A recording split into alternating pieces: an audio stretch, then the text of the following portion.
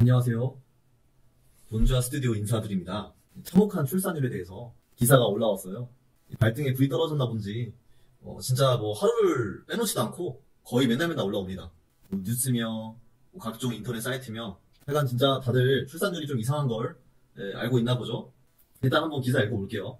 생존하면서 출산할 수 없다. 전쟁보다 참혹한 출산율. 전반부는 이 출산율이 낮아지는 게 왜 심각한 현상인지 이거를 이제 알아보고 있고, 자, 두 번째로는 이 대안에 대해서 제가 좀 짚고 싶은 부분이 있어가지고 가져왔어요. 우리나라 여성 평균 합계 출산율은 2022년 0.78명이 됐다. 불과 2017년만 해도 1명을 넘었는데 딱 5년밖에 걸리지 않았다. 출산율이 줄어드는 이 변화가. 엄청난 속도다.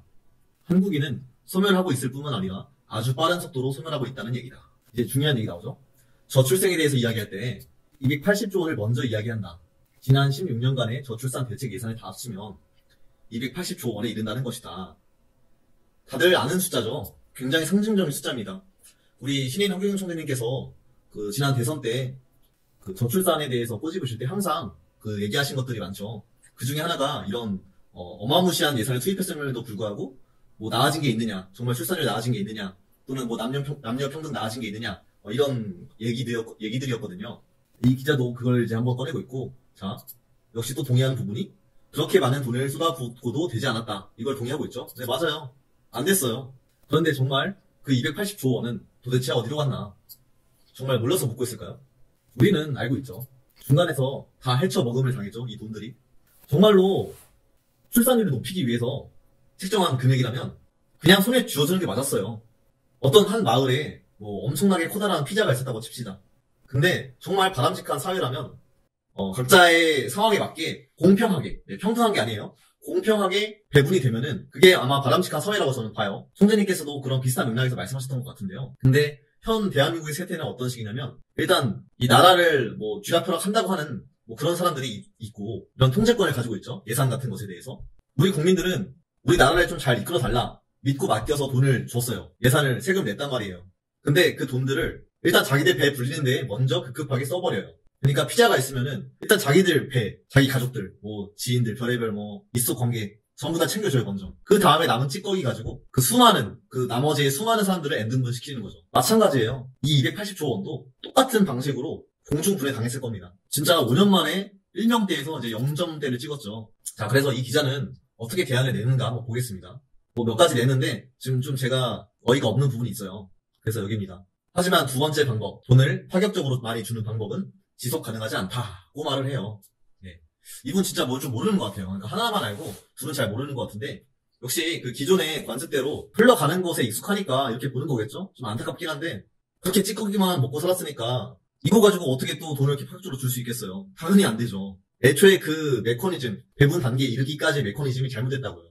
신인 허경영 총재님께서는 여러 가지 예산 감축 방안이 있으시죠? 한 대여섯 가지 됐던 걸로, 크게 대여섯 가지 됐던 걸로 기억을 해요. 그걸 통해서 충분한 세수를 확보한 다음에 만 18세 이상 국민 배당금도 주고 또 여러 가지 돈을 이렇게 줄 수 있는 거죠. 근데 이런 거를 모르고 그냥 겉만 보고, 아, 허경영은 돈 푸는 사람, 뭐 포퓰리스트 이렇게 매도하는 사람들이 있는데, 이 기자도 그 중에 한 분인 것 같아요. 물론 여기서 허경영 총재님 얘기가 나오진 않습니다만, 항상 그 정책에 관해서 허경영 총재님을 뭔가 비판을 할 때 이런 얘기가 꼭 나오더라고요. 뭐 예를 들면 뭐 돈을 파격적으로 주는 방법은 그래도 뭐 아직은 뭐 어불성설이다, 이르다, 여전히 허황되다, 뭐 이런 식으로 말하거든요. 그럼 대안이 있냐고요. 예산 안 줄이고 대안이 있어요? 예산도 안 줄여, 돈도 안 줄 거야. 그럼 뭐 부익부 빈익빈 심해지는 건데, 사람들이 있어야 일단 그 부자들도 경제 활동을 할 거 아닙니까? 결국 경제는 사람이 있어야 돌로 가는 거잖아요. 자, 그래서 가볍게 댓글 상황 한번 볼게요. 일단 뭐 추천을 잘 받고 있어요. 다들 공감하나 보죠? 정치하는 놈들이 표 얻을 수단이 안 되니까 그냥 당근 던져주듯이 20만원, 100만원 던져주는 거예요. 어차피 그네들은 국민한테 별 관심도 없음. 나라 꼴을 봐라. 누가 미래를 보고 아이를 키우겠냐. 아, 참 그렇습니다. 예. 진짜 문제이긴 하지. 점점 국민이 줄면 외국인 비자 발급이 열리고 순종 한국인은 점차 사라질 듯. 네, 다들 공감하고 있고요. 자, 기사 내용 한번 봤고, 이제 여기 또 커뮤니티에 올라온 글 한번 살펴볼게요. 출산율 0.78 찍은 거 보고 느낀 점. 나라 망하겠구나. 근데 나 역시도 결혼 정년기 여자고 오래 사귄 남친도 있지만 출산은커녕 결혼 생각도 못함. 그리고 이제 줄줄이 막 어떤 글을 쓰는데, 하여간 눈이 높아졌다는 얘기이면서도 또 어쨌든 현실적으로 뭐 눈이 높을 수는 있어요. 근데 그냥 평범하게 평균적으로 사는 삶조차도 어려운 상황이긴 하거든요. 부익부 빈익비만 커지고 있으니까요. 네, 아무튼 뭐 이렇게 줄줄이 말합니다. 네. 네, 이걸 보여드린 이유는 어쨌든 그 출산율이 낮은 것에 대해서 다들 좀 그 비관적인 것을 공감하고 있다는 거예요. 아, 나라 진짜 어떻게 되는 거 아닌가? 뭐 이런 거 있잖아요. 아, 참. 뭐 이런 말도 있어요. 노예가 할 수 있는 최고의 복수는 더 이상 노예를 생산하지 않는 것이다. 나라가 어떻게 여기까지 왔는지. 근데 여기에 대비되도록 허경영 총재님의 말씀이 있죠. 바로 국민배당금이죠. 기본소득과 국민배당금의 차이를 말씀하시면서 아주 명쾌한 개념을 하나 짚으셨는데 바로 우리 국민은 대한민국 주식회사의 주주다. 각각이. 당당하게 돈을 배당금을 받을 수 있는 거예요. 이게 기본소득은 아 나라가 너한테 얼마나 줄게 힘들지 정말 기본생활 할 수 있게끔 우리가 얼만큼 줄게 라는 느낌이라면 국민배당금은 나라가 더 벌잖아요. 그러면은 150보다 더 받을 수 있는 거예요. 주주이기 때문에 당당하게 정말 대등한 관계로서 갈 수 있는 거거든요. 이것만 봐도 이게 정말 참 애민 정신이다라는 게 느껴지는 게 허경영 총재님의 정책들입니다. 자 여기까지 저출산에 대한 사람들의 반응을 보았고 이제 허경영 총재님의 천재적인 출산 관련 정책을 한번 살펴볼게요. 그러니까 젊은이들이 이렇게 저출산으로 갈 걸 내가 30년 전에 공약에 출산하면 결혼하면 1억, 출산하면 5천만 원 거의 했잖아. 그 공약이 30년 됐어. 20년마다 베이비붐이 일어나야 돼. 그래서 58년에 베이비붐이 있고 그 다음에 78년에 베이비붐이 없었어. 98년에 베이비붐이 없었어. 2018년에 베이비붐이 없었다고. 베이비붐이 4번이 증가해버린 거예요.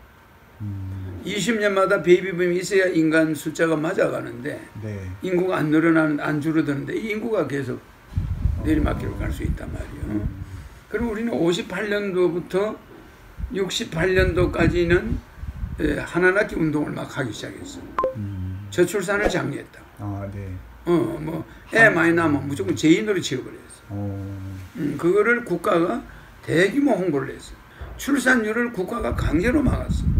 그 시절에 그렇게 출산을 억압한 정책이 총재님께서 맞다고 보시는 안 되는 거지. 그래 그때 출산을 억압하는 바람에 58년대 베이비붐이 78년에 베이비붐이 없어져 버린 거야.